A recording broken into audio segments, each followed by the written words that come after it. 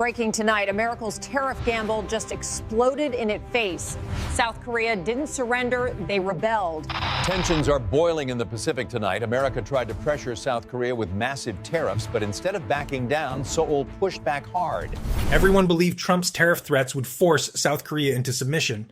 Wall Street expected Seoul to accept American terms within weeks. Analysts assumed Korea would follow Japan's playbook and quietly negotiate.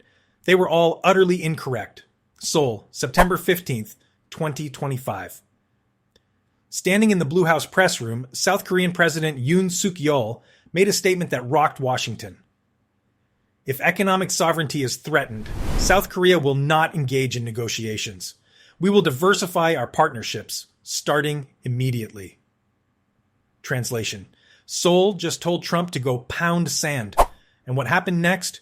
The country that stepped in to fill America's credibility void reveals exactly why Canada is winning the Pacific Century while America bleeds influence.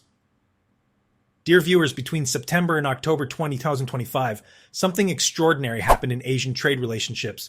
Trump pushed too hard. South Korea said no. And Canada, professional, patient Canada, became the partner every Asian nation started calling first. This isn't just about one failed negotiation. This is about the fundamental collapse of American economic coercion as a strategy and the rise of genuine partnership as the new currency of influence. Trump's approach with South Korea was predictable because it was identical to his Japan strategy.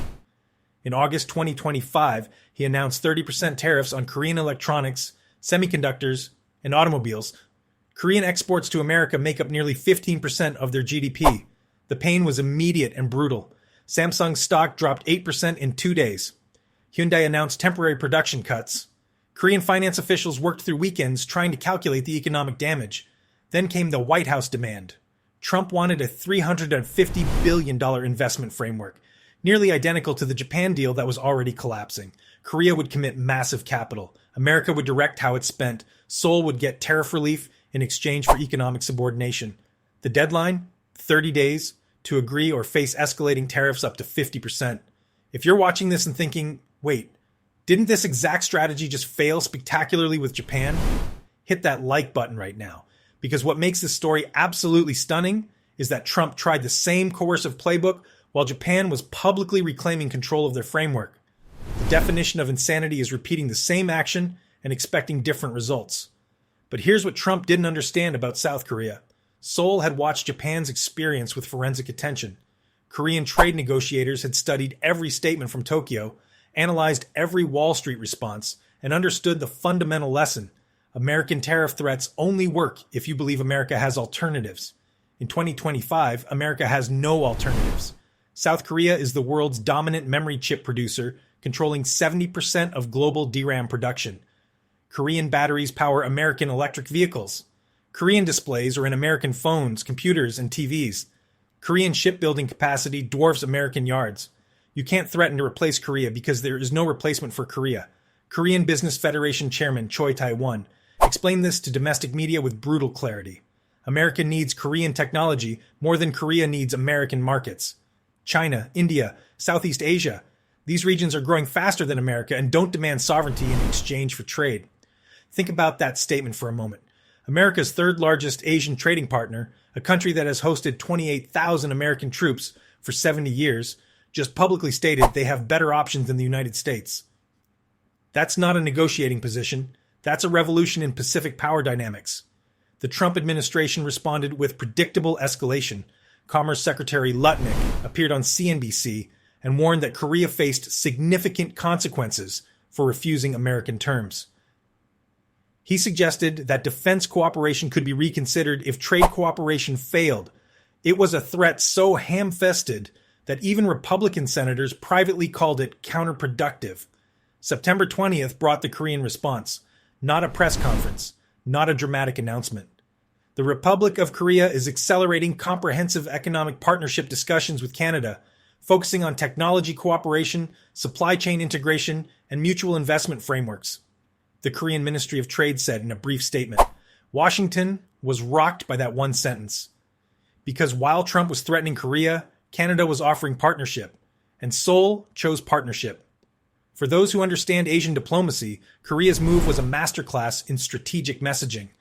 They didn't insult America directly. They didn't withdraw from existing agreements.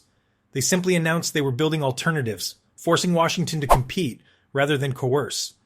It was professional, it was effective, and it exposed American weakness without saying a word about American weakness.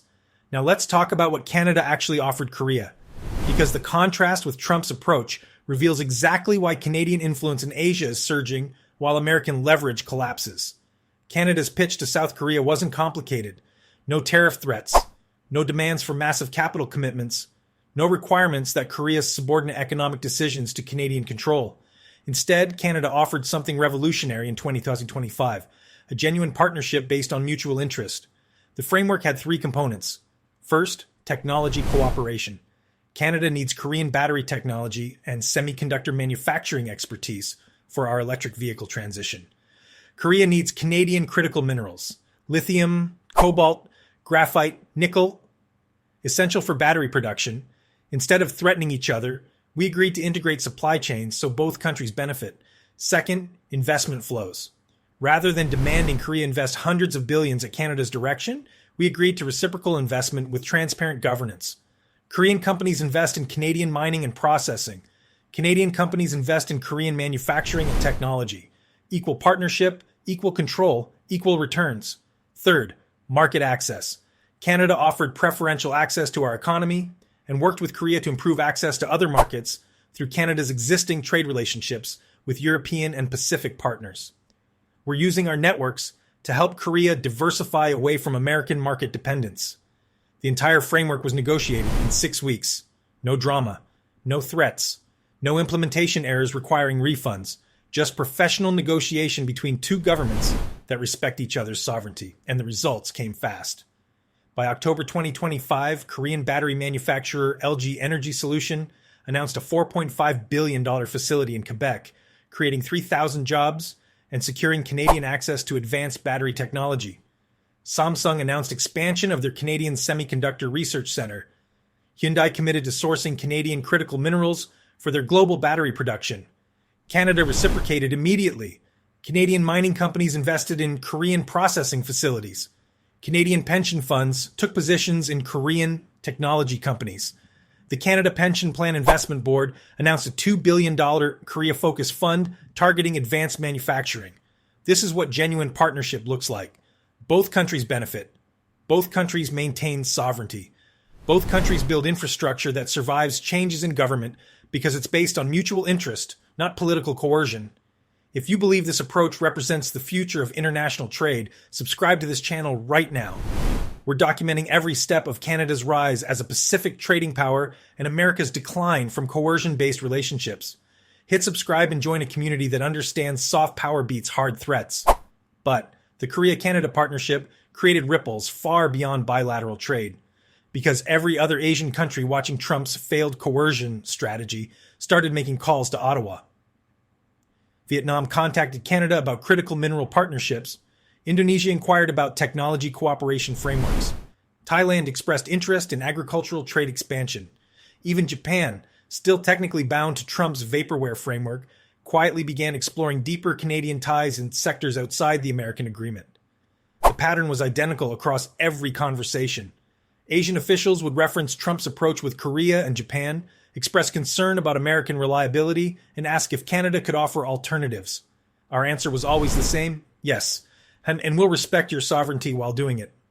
Think about what this means for Canadian influence. For decades, Canada played second fiddle to American power in Asia. We had good relationships but limited leverage. America was the dominant force, the indispensable partner, and the country everyone had to accommodate. In 2025, that hierarchy is collapsing, not because Canada suddenly became a military superpower, not because our economy surpassed America's, but because we offer something America under Trump cannot: reliability, professionalism, and respect for partner sovereignty. Asian countries are making a calculated choice. They're hedging away from American dependence by building Canadian alternatives. And unlike previous hedging strategies focused on China, partnering with Canada doesn't require abandoning democratic values or accepting authoritarian influence. Canada offers Asian democracies a way to reduce American leverage without compromising their political systems. The Business Council of Canada understands this opportunity. They unveiled a comprehensive Asia-Pacific strategy in October 2025 that called for significant investments in trade infrastructure, expanded diplomatic presence, and expedited partnership development.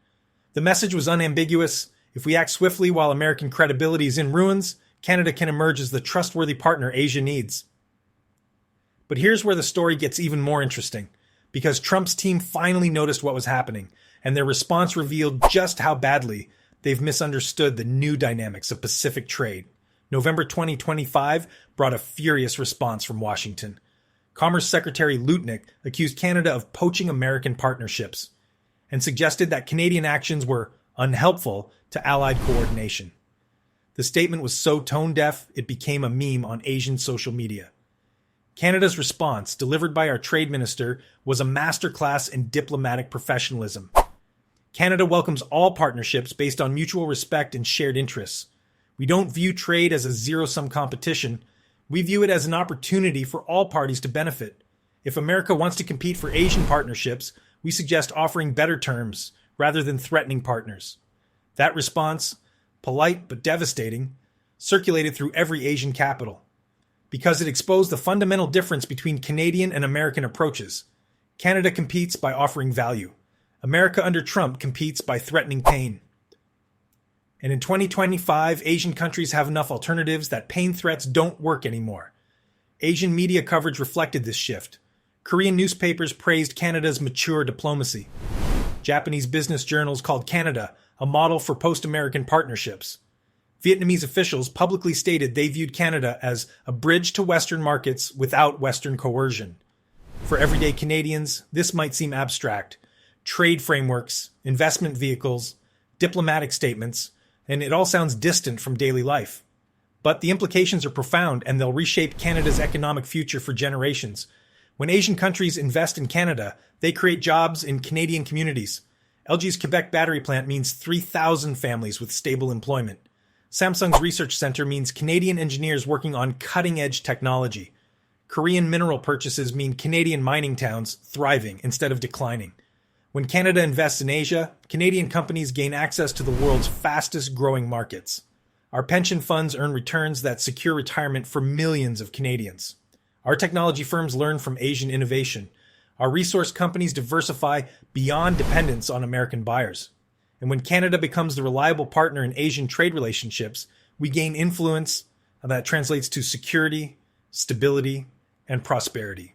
Countries that depend on Canadian partnerships support Canadian interests in international forums.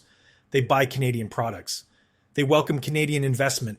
They become stakeholders in Canadian success. This is what it means to win the Pacific century without firing a shot. Now let's address the obvious question. Can America recover from Trump's disastrous coercion strategy? Because the answer matters enormously for Canada's long-term position. Yes, but not easily or overnight. The United States retains remarkable advantages.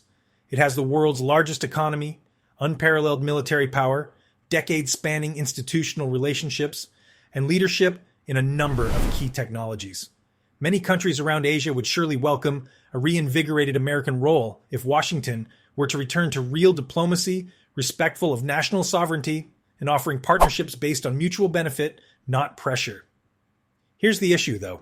It takes years to restore trust after it has been damaged.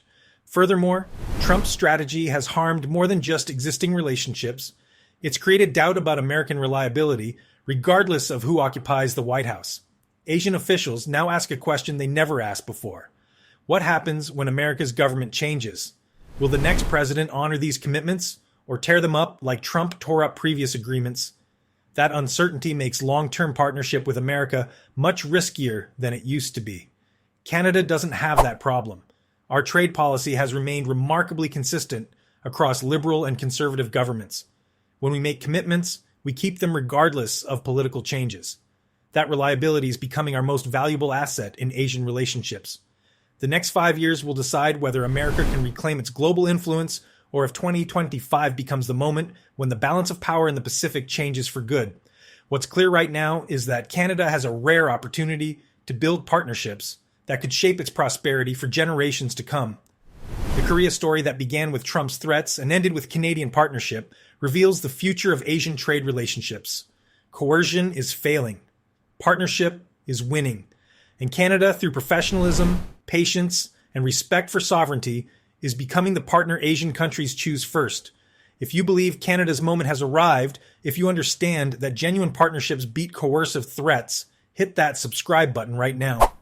We're covering every development in Canada's rise as a Pacific trading power, the collapse of Trump's tariff strategy, and what it means for Canadian prosperity in Asia's century.